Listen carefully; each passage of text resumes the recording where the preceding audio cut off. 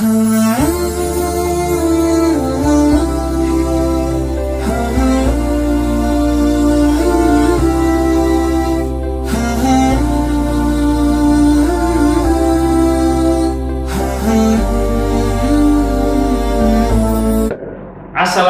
warahmatullahi wabarakatuh, sahabat Ittihad yang ada di rumah. Kembali lagi pada segmen Sains Islam. Kembali bersama saya, Mr. Nanda. Kemudian kita bersama dengan pembicara yang sudah sangat teruji, ada Mr. Hegin, selaku pakar Sains Islam dari Ittihadul Muwahhidin. Pada sore hari ini kita akan membahas segmen tentang puasa itu menyehatkan. Nah, gimana ini, Mister? Puasa orang menahan makan, menahan minum, tapi kok bisa menyehatkan? Dari sisi sains itu menyehatkannya dari mana? Oke, terima kasih. Yang pertama, saya ucapkan Assalamualaikum warahmatullahi wabarakatuh. Waalaikumsalam warahmatullahi wabarakatuh. Oke, kalau kita cari referensi dalil dari hadis atau dari Al-Quran untuk puasa yang menyehatkan itu memang belum ada. Kebanyakan ada dari hadis dhaif. Jadi kita kupas saja dari segi sainsnya. Oke. Jadi kalau puasa, yang pertama itu biasanya dikaitkan dengan kekurangan asupan. Kekurangan asupan tentunya ini adalah nutrisi yang dimaksud. Nutrisi yang masuk ke dalam tubuh kita itu adalah digunakan untuk respirasi seluler, yaitu untuk menghasilkan energi. Energi ini dihasilkan dengan material atau bahan yaitu glukosa, asam lemak, dan satunya adalah asam amino. Ini ada tiga ya? Iya, ada tiga.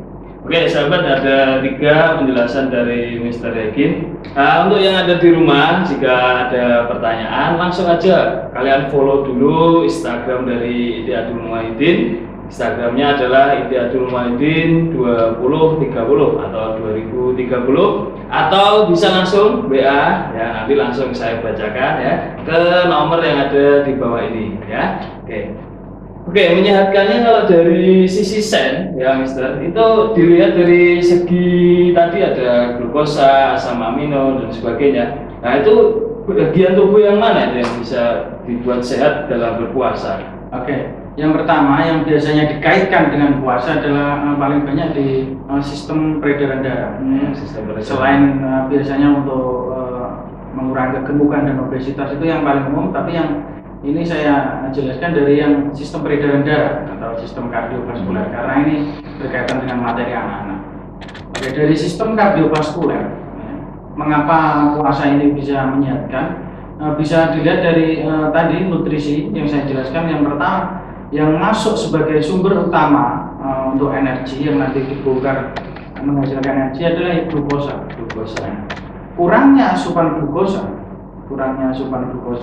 dalam tubuh saat kita berpuasa ini nanti justru akan memberikan dampak positif.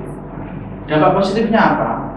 Yang pertama adalah di dalam darah akan menurun glukosa tersebut. Nah, kalau glukosa dalam darah menurun, maka konsentrasinya, kepekatannya juga akan menurun. Nah, kalau dalam bahasa fisika ini viskositas, kekentalan, sehingga darah yang tidak kental atau viskositasnya rendah, maka lajunya akan tinggi.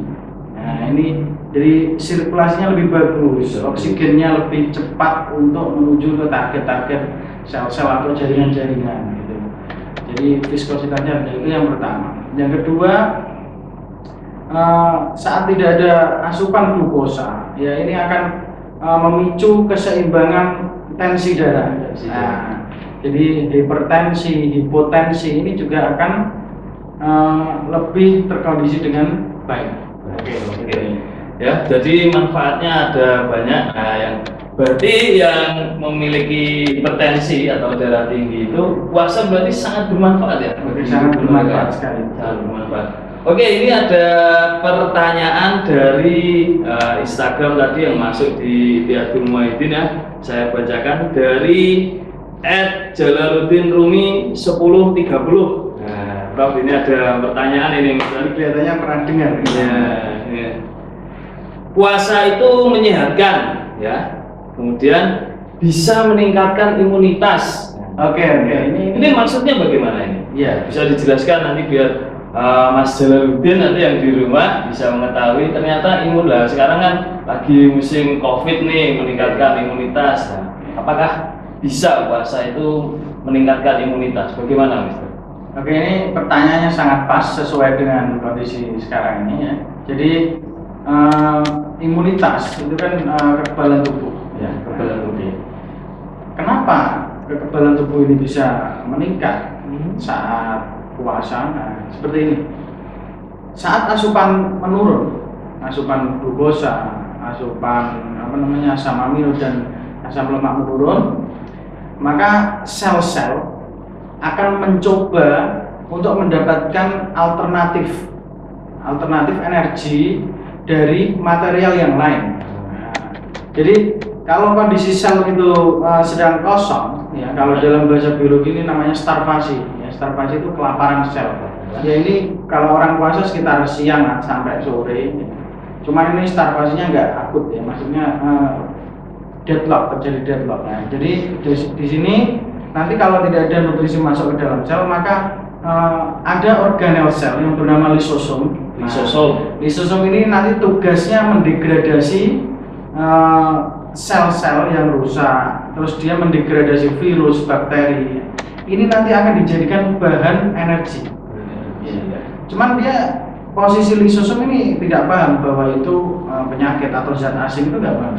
Cuman dengan komunikasi antar sel dengan bagian sel yang lainnya akan memberikan semacam sinyal pada lisosom, maka carikan kami energi, gitu kan? Energi kan kosong di luar. Lisosom secara otomatis akan mencari yang ada di sekitar, ya, itu bisa virus, ya, bisa bakteri atau zat-zat asing yang lainnya, itu semuanya dimasukkan ke dalam dirinya sendiri. Jadi ke dalam masuk membran sel lisosom, nanti akan didegradasi, dihancurkan di dalam. Nah, ini prosesnya namanya autofagi. Proses autofagi. Ya, yang dimasukkan ke dalam, dihancurkan. Misalnya gini, bakteri.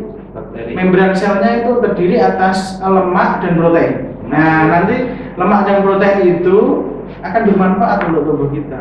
Bisa masuk ke jalur perombakan energi yang akan menghasilkan energi untuk kita. Berarti seperti saya ini misalnya ya, Mister, lemaknya banyak nih. Ya. Manfaat ya berarti ya ketika berpuasa ini ya. Oke, iya. Jadi urutannya begini. Glukosa yang pertama dicerna menghasilkan energi. Kalau glukosa nggak ada, tubuh kita akan nyari asam lemak. Nah, asam lemak habis. Nah, misalnya kita ada kurus, kita ngambil protein. Nah, jadi urutannya seperti itu. Nah, kalau ketiganya habis tadi, lisosom tadi mencari zat asing atau bakteri atau virus yang ada di tubuh kita. Jadi secara langsung efeknya positif itu seperti itu, imunitas. Jadi bisa menanggulangi tadi ada virus, bakteri dan lain-lain. Jadi hal ini sangat alami. Jadi lisosom itu akan lebih reaktif, lebih cepat tanggap saat kita sedang mengalami kelaparan sel seperti ini. Jadi dia lebih cepat tanggap sehingga langsung terjadi autofagi. Oke, ini ada lagi pertanyaan ini, Mister, yang kedua ya, terakhir otomatis sih. Dari netizen juga, ini ada Musdalifah. Nah, ini orang mana? Ini ada pertanyaan ini. Oke. Selain puasa itu menyehatkan, ya, puasa bisa mengurangi resiko penyakit kanker. Nah, ini bagaimana ya? Betul nggak itu? Betul sekali. Ini tadi sebenarnya berkaitan dengan di depan. Ya. Cuman ini spesifik ke kanker. Oke. Saya pernah baca di artikel bahwa artikel jurnal penelitian bahwa orang yang berpuasa ini jadi dieksperimenkan sel mamalia. Sel mamalia yang fisiologinya paling dekat dengan manusia biasanya pakainya tikus. Tikus ini dieksperimenkan, dia sengaja dibuat starvasi selnya, yaitu dipuasakan sama kayak manusia. Dia menghasilkan sel-sel yang sehat. sel-selnya jauh lebih sehat dengan tikus yang tidak puasa. Nah, maksudnya gini, sel-sel yang sedang puasa akan menghasilkan yang namanya killer cancer atau cancer killer, ya. Jadi sel pembunuh kanker itu lebih banyak, lebih cepat itu orang puasa. Jadi kalau kita analogikan sebuah lantai keramik itu kan ada kotak-kotak. Ya. Nah, satu kotak itu satu sel misalnya. Satu sel itu rusak, terjadi kanker misalnya. Kalau tidak dihentikan nanti akan merembet ke kotak yang lain. Oh iya. Nah, kotak yang di sampingnya ini memberikan sinyal pada sel pembunuh kanker untuk datang. Jadi bisa bergerak dia memang sel pembunuh kanker. Nah, saat orang berpuasa ini sinyalnya lebih cepat datang, sel pembunuh kanker jumlahnya juga lebih banyak. Nah, sehingga sel pembunuh kanker ini cepat mendekati sel kanker tadi, sel yang rusak, terus terjadi proses yang namanya apoptosis, penghancuran. Itu juga sama nanti masuknya di dalam organel tadi yang bernama lisosom. Oh gitu, jadi ternyata memang ada juga ya manfaatnya bagi penderita kanker untuk mengurangi resiko penyakit kanker gitu ya.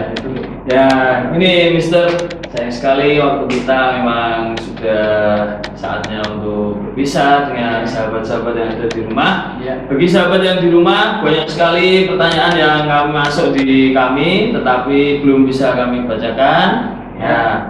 Untuk episode minggu depan, nah, agar pertanyaan dari teman-teman dibacakan oleh kami, nah, bisa langsung bertanya di Instagram kami @ittihadulmuwahhidin2030 ya. Atau langsung di nomor yang ada di bawah ini ya. Jadi nanti besok kami akan kembali lagi di episode yang selanjutnya, tetap bersama dengan Master of Science dari Ittihad, Mr. Hekin Danantio. Kami dari kerabat yang bertugas mohon undur diri. Assalamualaikum warahmatullahi wabarakatuh.